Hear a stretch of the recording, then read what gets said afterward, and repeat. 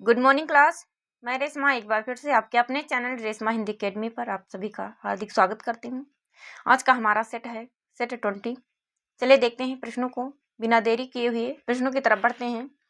प्रश्न 1 है, हिंदी साहित्य के काल विभाजन में रामचंद्र शुक्ल की पद्धति का मूल आधार क्या है। जिसमें 4 ऑप्शन दिए गए हैं, उन 4 ऑप्शनों में से एक ऑप्शन सही है, बाकी 3 गलत हैं। जो ऑप्शन सही है उसे आप लोगों को टिक करना है। ए है भाषाई विकास, बी है सामाजिक मानसिक प्रवृत्तियां, सी है राजनीतिक घटनाएं, फिर डी है धार्मिक संप्रदाय। तो हिंदी साहित्य के काल विभाजन में रामचंद्र शुक्ल की पद्धति का मूल आधार क्या है। तो प्रश्न 1 का सही आंसर है बी, सामाजिक मानसिक प्रवृत्तियां। क्या है? तो सामाजिक मानसिक प्रवृत्तियां, यानी शुक्ल जी ने साहित्य के इतिहास में, चलिए मैं इसको लिख देती हूँ, शुक्ल जी ने साहित्य के इतिहास में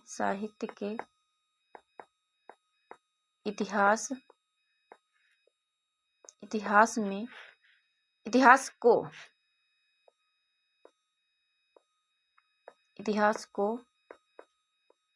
सामाजिक मानसिक प्रवृत्तियों के आधार पर विभाजित किया है। सामाजिक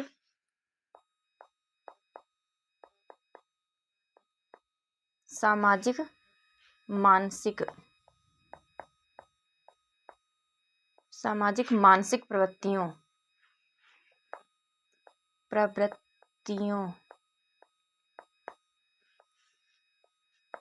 के आधार पर विभाजित किया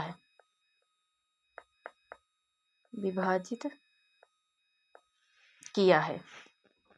चलिए बढ़ते हैं अगले प्रश्न की तरफ। अगला प्रश्न है प्रश्न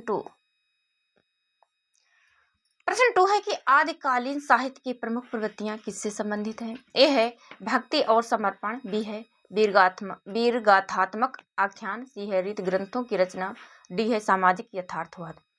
प्रश्न 2 कह रहा है कि आदिकालीन साहित्य की प्रमुख प्रवृत्तियां किससे संबंधित हैं। इसमें 4 ऑप्शन दिए गए हैं। ए है भक्ति और समर्पण, बी है वीरगाथात्मक आख्यान, सी है रीत ग्रंथों की रचना, डी है सामाजिक यथार्थवाद। तो प्रश्न 2 का सही आंसर है बी, वीरगाथात्मक आख्यान। यानी आदिकाल में मुख्यतः वीरों की गाथाएं और युद्ध वर्णन मिलते हैं। प्रश्न 3 है, निम्न में से कौन सा ग्रंथ अपभ्रंश से प्रारंभिक हिंदी की ओर संक्रमण का द्योतक है। ए है पृथ्वीराज रासो, बी है रामचरितमानस, सी है सूरसागर, या फिर डी है कामायनी। तो प्रश्न 3 यानी निम्न में से कौन सा वह ग्रंथ पूछ रहा है कि अपभ्रंश से प्रारंभिक हिंदी की ओर संक्रमण का द्योतक है। तो प्रश्न 3 का सही आंसर है ए, पृथ्वीराज रासो। पृथ्वीराज रासो किसकी रचना है। तो यह रचना है चंद्र बरदाई की रचना है। पृथ्वीराज रासो चंद्र बरदाई का ग्रंथ है। प्रश्न 4 है कि भक्ति काल की निर्गुण धारा का दार्शनिक आधार मुख्यतः किस पर टिका है। ए है अद्वैत वेदांत और सूफी प्रभाव, बी है शुद्ध द्वैतवाद, सी है शैव सिद्धांत, फिर डी है चारवाक सिद्धांत। तो प्रश्न 4 का सही आंसर यानी भक्ति काल की निर्गुण धारा का दार्शनिक आधार मुख्यतः किस पर टिका है। दार्शनिक आधार किस पर टिका है। तो प्रश्न 4 का सही आंसर है ए, अद्वैत वेदांत और सूफी प्रभाव पर टिका है। यानी भक्ति काल की निर्गुण धारा का दार्शनिक आधार अद्वैत वेदांत और सूफी प्रभाव पर टिका हुआ है। प्रश्न 5 है कि निर्गुण और सगुण और निर्गुण भक्ति का मूलभूत अंतर किस पर है। सगुण और निर्गुण भक्ति का मूलभूत अंतर किस पर है। ए है भाषा, बी है रस, सी है ईश्वर की अवधारणा, या फिर डी है छंद। तो प्रश्न 5 का सही आंसर, तो प्रश्न 5 का सही आंसर है सी, ईश्वर की अवधारणा पर। ईश्वर की अवधारणा की सगुण में साकार ईश्वर, निर्गुण में निराकार ईश्वर की उपासना की जाती है। प्रश्न 6 है कि रीतकालीन काव्य में रीत का आशय है। रीतकालीन काव्य में रीत का आशय है। ए है सामाजिक नियम, बी है काव्य शास्त्रीय विधान, सी है धार्मिक आचार, डी है राजनीतिक नीति। तो प्रश्न 6 का सही आंसर यानी रीतकालीन काव्य में रीत का आशय पूछ रहा है, रीत का आशय क्या है। तो इसका सही आंसर है बी, काव्य शास्त्री विधान। यानी रीति का अर्थ काव्य शास्त्री नियमों और अलंकारों से है।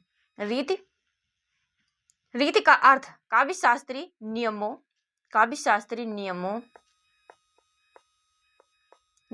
और अलंकारों से है। अलंकारों से है।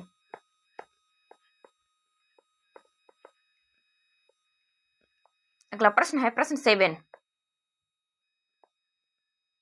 प्रश्न 7 है कि आधुनिक हिंदी साहित्य में भारतेंदु युग को नवजागरण काल कहने का प्रमुख कारण क्या है।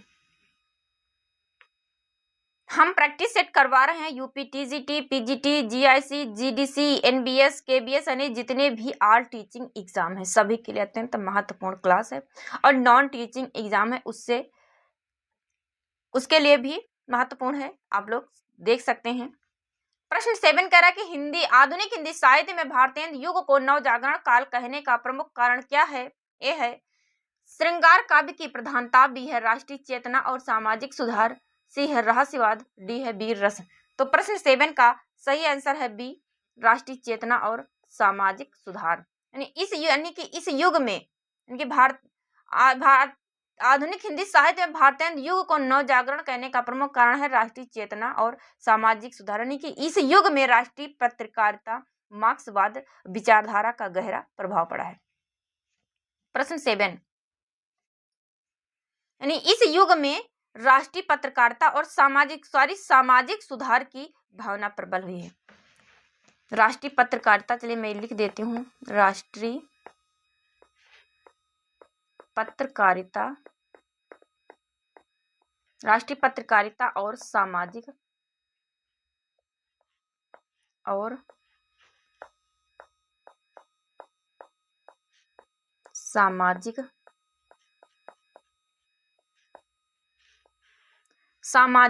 सुधार की भावना प्रबल हुई है। सामाजिक सुधार की भावना प्रबल हुई है। बढ़ते हैं अगले प्रश्न की तरफ। अगला प्रश्न है प्रश्न 8। प्रश्न 8 है कि छायावाद को हिंदी का रहस्यवादी प्रतीकवादी आंदोलन किसने कहा है। प्रश्न 8 ए है नंद दुलारे वाजपेयी, बी है हजारी प्रसाद द्विवेदी, सी है नामवर सिंह, फिर डी है रामविलास शर्मा। नहीं, छायावाद को हिंदी का रहस्यवादी प्रतीकवादी आंदोलन किसने कहा है। तो इसका सही आंसर है ए, नंद दुलारे वाजपेयी ने छायावाद को हिंदी का रहस्यवादी प्रतीकवादी आंदोलन कहा है। अगला प्रश्न है प्रश्न 9। प्रश्न 9 है कि प्रगतिवाद का वैचारिक आधार मुख्यतः किससे प्रभावित है। ए है रोमांटिसिज्म से, बी है मार्क्सवाद से, सी है अस्तित्ववाद, या फिर डी है प्रतीकवाद। तो प्रश्न 9 का सही आंसर यानी कि प्रगतिवाद का वैचारिक आधार मुख्यतः किससे प्रभावित है। तो प्रश्न 9 का सही आंसर है बी, मार्क्सवाद से प्रभावित है। किससे? तो मार्क्सवाद से। यानी कि प्रगतिवाद पर मार्क्सवादी विचारधारा का गहरा प्रभाव है। प्रगतिवाद पर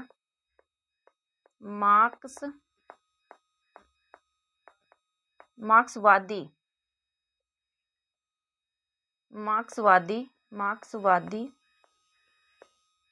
विचारधारा का गहरा प्रभाव है। विचारधारा का गहरा प्रभाव है। प्रश्न 10 है कि नई कविता आंदोलन में व्यक्तिगत अनुभव की प्रामाणिकता पर बल देने वाले प्रमुख कवि कौन है। प्रश्न 10 यानी कि नई कविता आंदोलन में व्यक्तिगत अनुभव की प्रामाणिकता पर बल देने वाले प्रमुख कवि कौन है। ए है अज्ञे, बी है मैथिली शरण गुप्त, सी है केशव दास, या फिर डी है कबीर। तो प्रश्न 10 का सही आंसर है ए, अज्ञे।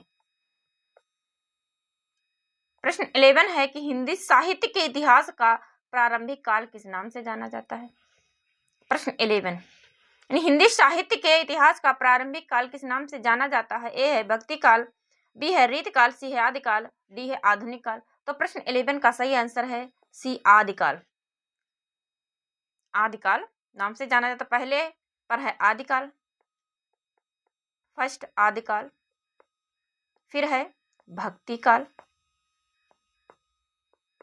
भक्ति काल के बाद है रीतिकाल, रीतिकाल के बाद है आधुनिक काल, आधुनिक काल, आधुनिक काल। अगला प्रश्न है प्रश्न 12। प्रश्न 12 है कि भक्ति काल की प्रमुख विशेषता क्या थी। प्रश्न 12 है कि भक्ति काल की प्रमुख विशेषता क्या थी। ए है श्रृंगार वर्णन, बी है भक्ति भावना, सी है राष्ट्रवाद, फिर डी हास्य व्यंग। तो भक्ति काल की प्रमुख विशेषता क्या थी, तो इसका सही आंसर है बी भक्ति भावना, यानी ईश्वर के प्रति प्रबल भक्ति भावना। श्रृंगार वर्णन, तो रीतिकाल में श्रृंगार वर्णन रीतिकाल की विशेषता है। किसकी है, तो श्रृंगार वर्णन रीतकाल की विशेषता है। बढ़ते हैं अगले प्रश्न की तरफ। अगला प्रश्न है प्रश्न 13। प्रश्न 13 है कि रीतकाल को किस कारण से जाना जाता है। प्रश्न 13 है कि रीतकाल को किस कारण से जाना जाता है। ए है वीरता, तो वीरता है आदिकाल का। भक्ति, तो भक्ति है भक्ति काल की। सी है श्रृंगार रस और अलंकार, डी है सामाजिक सुधार। तो प्रश्न 13 का सही आंसर है सी श्रृंगार रस और अलंकार, यानी कि रीतिकाल में काव्य शास्त्र, अलंकार और श्रृंगार रस का अधिक विकास हुआ है। रीतिकाल में काव्य शास्त्र,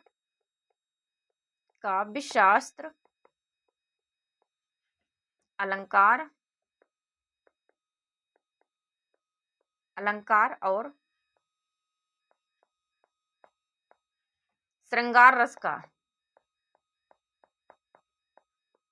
श्रृंगार रस का अधिक विकास हुआ है। अगला प्रश्न है प्रश्न 14। प्रश्न 14 है कि आधुनिक काल का प्रारंभ किस घटना से माना जाता है। प्रश्न 14, आधुनिक काल का प्रारंभ किस घटना से माना जाता है। ए है 1857 का विद्रोह, बी है भक्ति आंदोलन, सी है अंग्रेजों का आगमन, डी है गांधी जी का जन्म। तो प्रश्न 14 का सही आंसर है ए 1857 का विद्रोह। क्या है, तो 1857 का विद्रोह, यानी 1857 के विद्रोह के बाद राष्ट्रीय चेतना जागृत हुई, जिससे आधुनिक काल की शुरुआत मानी जाती है। प्रश्न 15। प्रश्न 15 है कि हिंदी साहित्य के इतिहास को व्यवस्थित रूप देने का श्रेय किसे है। व्यवस्थित रूप देने का श्रेय किसे है। ए है महावीर प्रसाद द्विवेदी को, बी है रामचंद्र शुक्ल को, सी है भारतेंद्र हरिश्चंद्र, या फिर डी है मैथिली शरण गुप्त। तो हिंदी साहित्य के इतिहास को व्यवस्थित रूप देने का श्रेय रामचंद्र शुक्ल को दिया जाता है, ये आचार्य रामचंद्र शुक्ल है। चलिए बढ़ते हैं अगले प्रश्न की तरफ। अगला प्रश्न है प्रश्न 16। प्रश्न 16 है कि हिंदी साहित्य के आधुनिक काल के प्रथम चरण को क्या कहा जाता है। हिंदी साहित्य के आधुनिक काल के प्रथम चरण को क्या कहा जाता है। ए है द्विवेदी युग, बी है भारतेंद्र युग, सी है छायावाद, फिर डी है प्रगतिवाद। तो प्रश्न 16 का सही आंसर है बी भारतेंद्र युग। क्या है, तो भारतेंद्र युग। बढ़ते हैं अगले प्रश्न की तरफ। अगला प्रश्न है प्रश्न 17, यानी कि छायावाद के प्रमुख कवि कौन थे। छायावाद के प्रमुख कवि कौन थे। ए है जयशंकर प्रसाद, बी है सूरदास, सी है तुलसीदास, फिर डी है भूषण। तो छायावाद के प्रमुख कवि कौन थे, तो इसका सही आंसर है ए जयशंकर प्रसाद। चलिए बढ़ते हैं अगले प्रश्न की तरफ। अगला प्रश्न है प्रश्न 18। प्रश्न 18 है कि प्रगतिवाद का मुख्य उद्देश्य क्या था। प्रगतिवाद का मुख्य उद्देश्य क्या था। ए है ईश्वर भक्ति, बी है श्रृंगार वर्णन, सी है सामाजिक यथार्थ और सुधार, डी है वीरता का वर्णन। क्या है, तो बी है वीरता का वर्णन। तो प्रगतिवाद का मुख्य उद्देश्य क्या है। प्रश्न 18, ए है ईश्वर भक्ति, बी है श्रृंगार वर्णन, सी है सामाजिक यथार्थ और सुधार, डी है वीरता का वर्णन। तो प्रश्न 18 का सही आंसर है सी सामाजिक यथार्थ और सुधार। प्रश्न 18 का सही आंसर है सी सामाजिक यथार्थ और सुधार। बढ़ते हैं अगले प्रश्न की तरफ। अगला प्रश्न है प्रश्न 19। प्रश्न 19 है कि हिंदी साहित्य के विकास में किस आंदोलन का महत्वपूर्ण योगदान रहा। यानी हिंदी साहित्य के विकास में किस आंदोलन का महत्वपूर्ण योगदान रहा। ए है भक्ति आंदोलन, बी है हरित क्रांति, सी है औद्योगिक क्रांति, फिर डी है चिपको आंदोलन। तो प्रश्न 19 का सही आंसर है ए भक्ति आंदोलन। इन हिंदी साहित्य के विकास में किस आंदोलन का सबसे महत्वपूर्ण योगदान रहा। तो इसमें भक्ति आंदोलन का सबसे अधिक महत्वपूर्ण योगदान रहा। प्रश्न 20 है कि ग्राम कहानी का मुख्य विषय क्या है। ग्राम कहानी का मुख्य विषय क्या है। ए है शहरी जीवन की समस्याएं, बी है ग्राम जीवन की सादगी और मानवीय संबंध, डी है रहस्य और रोमांच। तो प्रश्न 20 का सही आंसर है ऑप्शन है बी, ग्राम जीवन की सादगी और मानवीय संबंध। यानी कि ग्रामीण जीवन की सरलता, ग्रामीण जीवन की सरलता परस्पर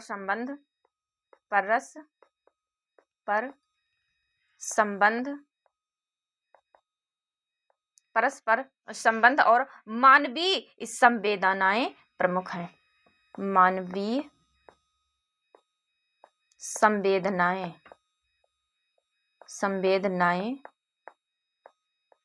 प्रमुख हैं। प्रश्न 21 है कि पुरस्कार कहानी का केंद्रीय संदेश क्या है। प्रश्न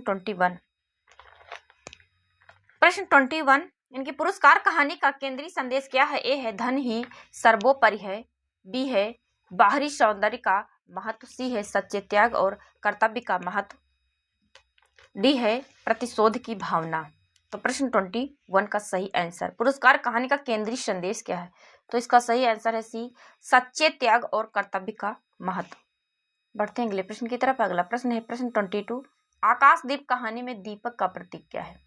आकाशदीप कहानी में दीपक का प्रतीक क्या है। ए है क्रोध, बी है आशा और प्रतीक्षा, सी है धन या फिर डी है पराजय। तो प्रश्न 22 का सही आंसर है बी, आशा और प्रतीक्षा। यानी कि आकाशदीप में दीप आशा, विश्वास और प्रतीक्षा का प्रतीक है। प्रश्न 23, छोटा जादूगर कहानी का मुख्य भाव क्या है। ए है हास्य, बी है करुणा, सी है वीरता, डी है भय। तो प्रश्न 23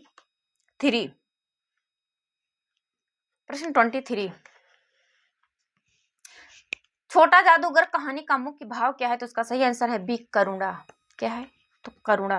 देखिए इस कहानी में एक बालक के संघर्ष और परिस्थितियों से करुणा उत्पन्न होती है। इतना मार्मिक भाव है कि कुछ कहा नहीं जा सकता। यानी छोटा जादूगर कहानी का मुख्य भाव क्या है तो करुणा है।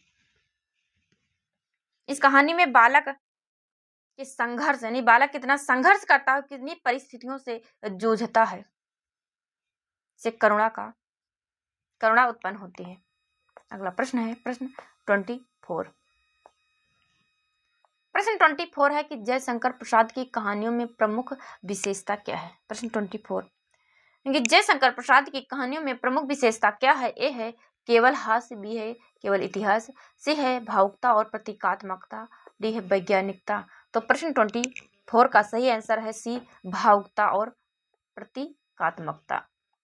बढ़ते हैं अगले प्रश्न की तरफ। प्रश्न है प्रश्न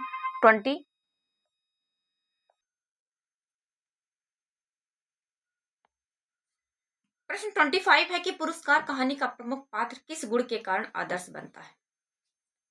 प्रश्न 25 यानी पुरस्कार कहानी है किसकी है। तो कहानी है जयशंकर प्रसाद की। जयशंकर प्रसाद की कहानी है। पुरस्कार कहानी का प्रमुख पात्र, यानी कि जो प्रमुख पात्र है वह किस गुण के कारण आदर्श बनता है। ए है चतुराई, बी है त्याग, सी है धन, डी है क्रोध। तो प्रश्न 25 का सही आंसर है बी, यानी पुरस्कार कहानी का जो प्रमुख पात्र है वह त्याग के कारण आदर्श बनता है। अगला प्रश्न है प्रश्न 26। प्रश्न 26 है कि प्राचीनता की दृष्टि से सूफी प्रेमाख्यानक का विधारक का आरंभ किससे माना गया। प्राचीनता की दृष्टि से प्राचीनता की दृष्टि से सूफी प्रेमाख्यानक काव्य धारा का प्रारंभ किससे माना गया है? ए है कुतुबन, डी है मलिक मोहम्मद जायसी, सी है मुल्ला दाऊद, डी है ईश्वर दास। तो प्रश्न 26 का सही आंसर है सी, मुल्ला दाऊद से माना गया है। यानी कि प्राचीनता की दृष्टि से सूफी प्रेमाख्यानक काव्य का आरंभ मुल्ला दाऊद से माना गया है। हम उन्हीं प्रश्नों को लेकर आते हैं जो कि एग्जाम में पूछे जा चुके हैं और बार बार पूछे जाने की संभावना है। अगला प्रश्न है प्रश्न 27 है कि आलवार भक्त मूलतः किसको कहा जाता है? ए है शाक्तों, बी है सिद्धों, सी है वैष्णवों, डी है शैवों। तो प्रश्न 27 का सही आंसर यानी आलवार भक्त मूलतः किसको कहा जाता है? तो वैष्णवों को कहा जाता है। किसे कहा जाता है? तो इसका सही आंसर है सी, वैष्णवों को कहा जाता है। अगला प्रश्न है प्रश्न 28। प्रश्न 28 है कि कबीर तथा अन्य निर्गुण पंथी यानी कबीर तथा अन्य निर्गुण पंथी संतों के द्वारा अंत साधना में रागात्मिकता, भक्ति और ज्ञान का योग तो हुआ, पर कर्म की दशा वही रही। तो जो नाथ पंथियों के यहाँ थी यानी कि जो नाथ पंथियों के यहाँ थी, यह कथन किसका है? ए है सीताराम चतुर्वेदी, बी है आचार्य रामचंद्र शुक्ल, सी है पीताम्बर दत्त बड़थवाल, डी है आचार्य हजारी प्रसाद द्विवेदी। तो प्रश्न 28 का सही आंसर आप लोग करिए। चैनल पर पहली बार आए तो चैनल को सब्सक्राइब करिए, वीडियो को लाइक करिए, ज़्यादा से ज़्यादा शेयर करिए और कमेंट बॉक्स में अपना प्यारा सा कमेंट जरूर लिखिए। तो प्रश्न 28 का सही आंसर है बी, आचार्य रामचंद्र शुक्ल का यह कथन है। किसका कथन है? तो यह कथन है आचार्य रामचंद्र शुक्ल का। इनकी कबीर तथा अन्य निर्गुण पंथी संतों के द्वारा अंत साधना में रागात्मिकता, भक्ति और ज्ञान का योग तो हुआ, पर कर्म की दशा वही रही। तो जो नाथ पंथियों के यहाँ थी, यह कथन आचार्य रामचंद्र शुक्ल का है। अगला प्रश्न है प्रश्न 29। प्रश्न 29 है कि गोद लिए हुलसी फिरे तुलसी सो सुत होए। पंक्ति किसकी है? ए है रस खान, बी है सुंदरदास, सी है रहीम दास या फिर डी है तुलसीदास। तो प्रश्न 29 का सही आंसर, इसका सही आंसर है सी, रहीम दास की यह पंक्ति है।